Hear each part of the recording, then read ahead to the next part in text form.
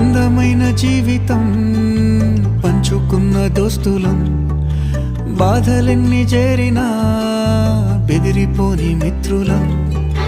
చిన్ననాటి నుండి జ్ఞాపకాలతోని కట్టుకున్న వంతెనేమైంది, ఇంతలోనే వాన తాకినట్టు ఈ కాలం కూల్చనా. మనకు మధ్య దాచుకున్న మాటలంటూ లేనే లేవు ఇంతవరకు, ఇప్పుడెందుకో దాచిపెట్టే ఈ బాధే లోతున. అల్లుకున్న తీగతో కలుసుకున్న కులం, స్నేహమన్న మాటలో ముచ్చటైన ముగ్గురం.